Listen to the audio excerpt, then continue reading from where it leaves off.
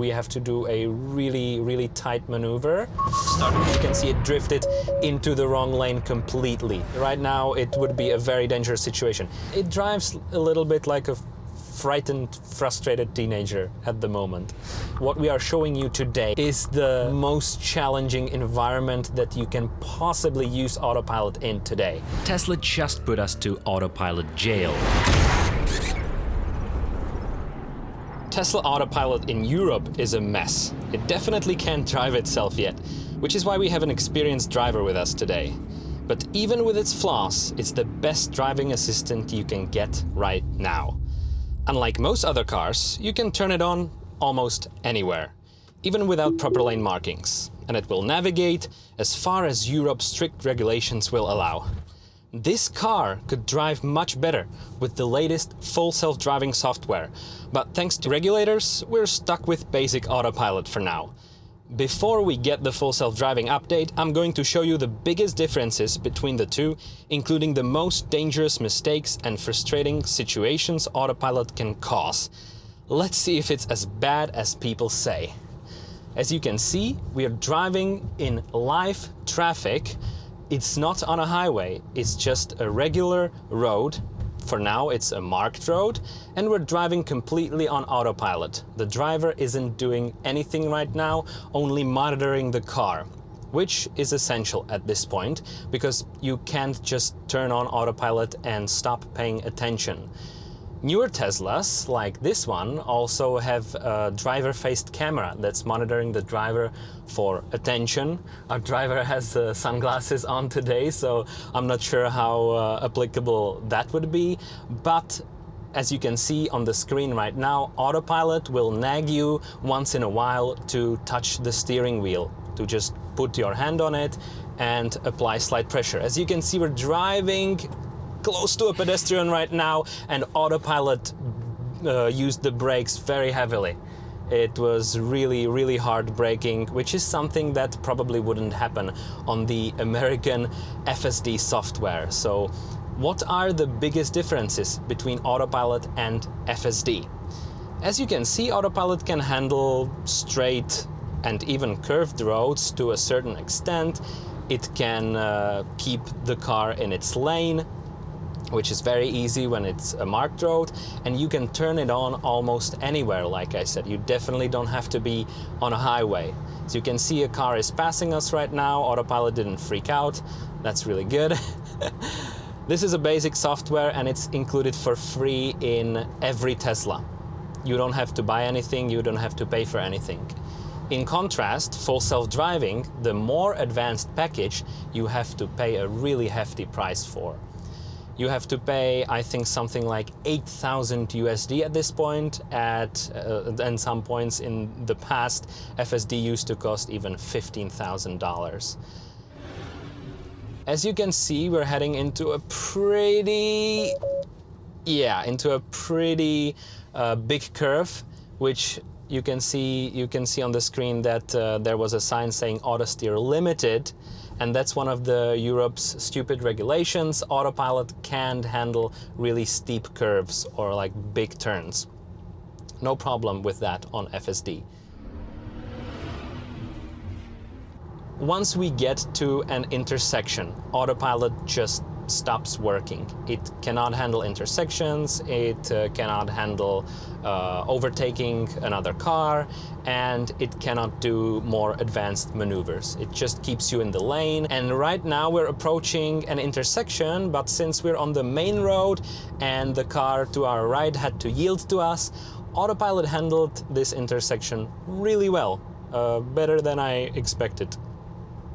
In more complicated intersections, it will just fail. For example, it cannot yield to another car. We're heading into a really big S-curve right now, and it's doing its best. Maybe it's taking it a little too fast, and it's like lane drifting a little bit, but it handled it. My driver is smiling right now.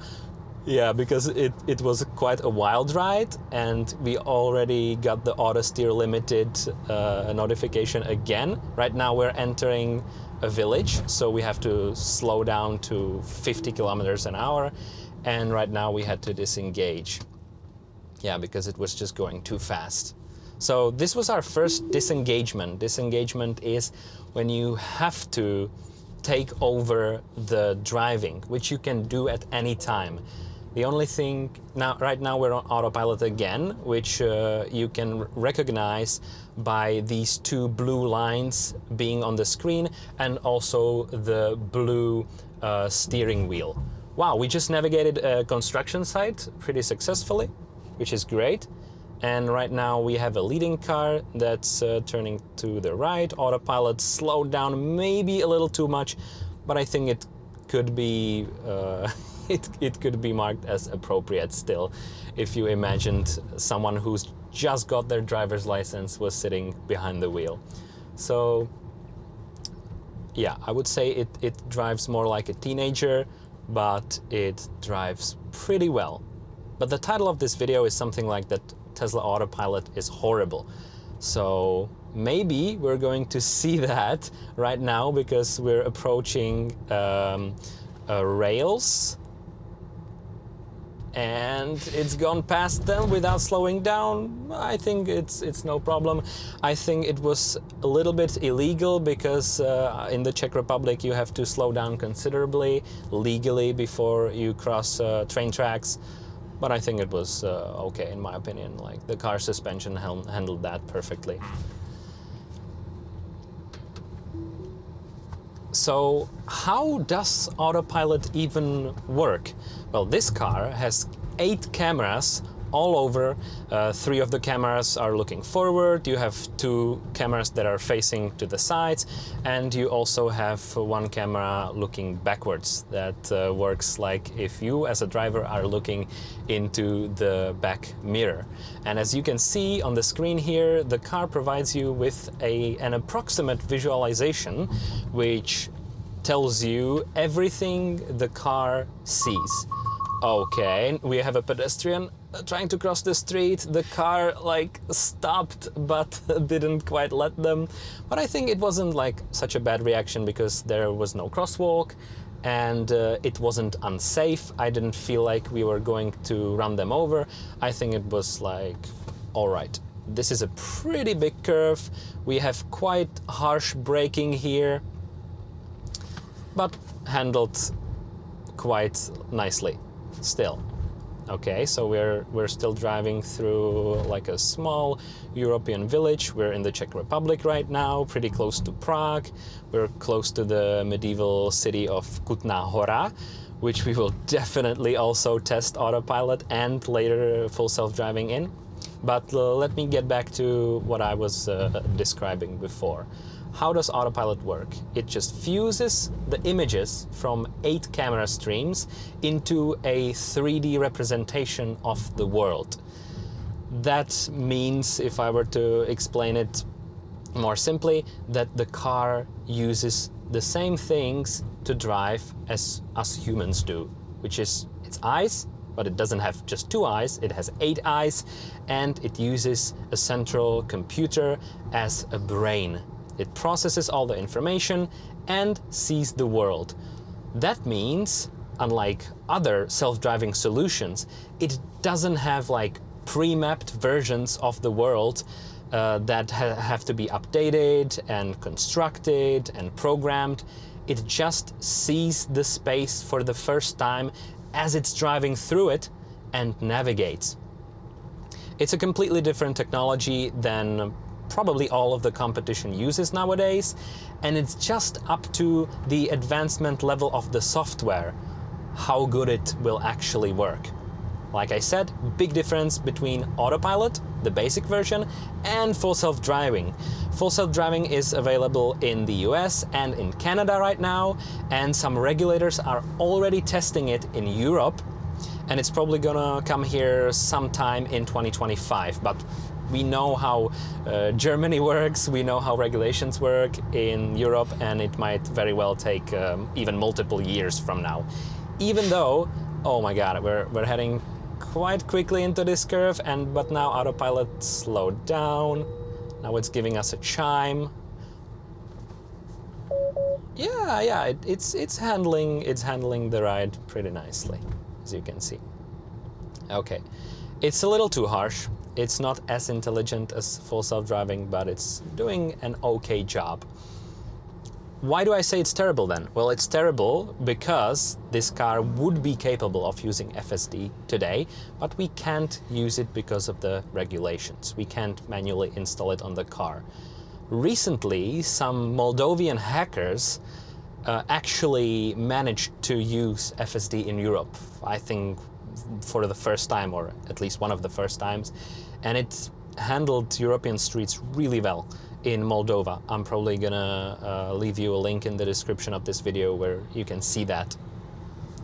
It surprised me how well it did on European streets. And that's precisely because it's a generalized solution. That means whenever you put the car, it will just analyze its surroundings and drive accordingly. Of course, the biggest differences are the laws and the regulations, like I said, and the driving, like traffic laws and what kind of signs the roads use. But right now there are millions of Tesla cars all over the world, all over Europe and Asia, and they are collecting data about how people drive them. Even when you are not using autopilot at all and you're driving the car yourself, the car is collecting data, it's learning and watching you drive, and based on that information, it's teaching the AI algorithms that are then prepared to drive the car in the future. And it's getting better and better with every update. Tesla is one of the only car manufacturers that provides over-the-air software updates, which is the same principle and technology that, for example, your phone uses. So if you buy a phone, you expect to get at least a few years of software updates. Whereas when you buy a traditional car, well, you kind of expect to have the same software for the whole lifetime you'll be using it, which, if you think about it at least a little bit, it's crazy, right? You buy a very expensive product, you want to use it for sometimes even 10 or 15 years. It would very well be a nice addition if you could get some software updates, if your car could get better over time. Right now we had a really nice contrasting image of a very old car driving like the opposite way. And so yeah, as you can see, we still had only one intervention on autopilot. Right now we're slowing down very nicely. It's very smooth, and you can see that it adjusts the speed according to the car that's driving in front of us. It's always better for every driving assistant to have a lead car, because the car you are driving, or the autopilot is driving, can observe the car that's driving in front of it, and it can learn even from their behavior. You can see that the following distance is also really comfortable. I think right now we might be at like 3 or 4 car lengths, so really safe at this low speed of 50 kilometers an hour. Now, even though autopilot can see and read speed limit signs, it relies too heavily on GPS map data for its speed control, which sometimes results in really uncomfortable and even dangerous situations. Sometimes, or maybe even most times, it reacts too slowly to the speed limit changes. And right now, right here in the Czech Republic, we have these big speed limit changes when you enter a village like this, where the speed limit goes down from 90 kilometers per hour to 50. And so if you continue driving through the village and the autopilot thinks that the speed limit is still 90, it can be not only illegal but also very dangerous. So this is one of the situations where you have to disengage almost immediately to avoid a dangerous situation and also an illegal situation. As you can see, we have a left turn coming up, which is another shortcoming of autopilot. It just can't turn. It doesn't navigate based on your navigation. You would have to use enhanced autopilot for that, and it only works on highways and if you want to exit a highway. But right now we have a very sharp 90-degree turn coming up, and for that we have to disengage autopilot. To disengage autopilot is really easy. All you have to do is press the brake pedal or turn the steering wheel a little bit in a little bit stronger manner than just holding it. So we will do a demonstration right now. We want to turn left. What will autopilot do? It would just continue going straight if we didn't do anything. So our driver had to disengage, we had to get to the correct lane, and now we have to deal with all the traffic situation. We have to yield properly to all the cars on the main street, and then we have to do the turn. And now we can engage autopilot again almost instantly. As you can see, we can't engage it right now. It has to get accustomed a little bit to the road. And now we have a completely new situation. Autopilot engaged again for the first time on a road that doesn't have a middle line. So we'll see what it will do. It's driving a little faster than would be comfortable, but it's still according to the speed limit of 90 kilometers per hour. And it's surprisingly staying mostly on the right, I wanted to say, but right now it has crossed a little too much to the middle. And right now it would be a very dangerous situation. Right when it started seeing this truck coming our way, it drifted to the right properly, almost as if it realized that, oh shit, so someone is coming towards us, I have to stay on the right. And now it's staying on the right. It's driving a little too fast. Yeah, but you can see that it still manages quite nicely, even without proper lane markings, at least without the middle line. This turn is a little bit too sharp, and you can see it drifted into the wrong lane completely. So I'm gonna ask my driver to maybe, yeah, take over the situation.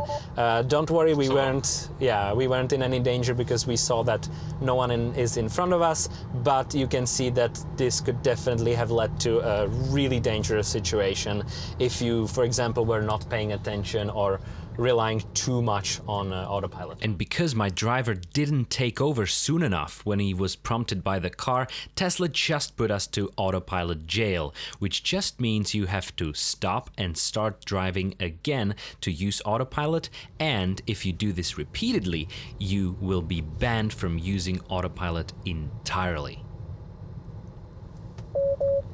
Ooh, oh my god. Okay, so you can see that this wasn't really handled properly, even though we kind of have a lead car there in front of us and someone was coming our way, and the car used the brakes excessively too harshly.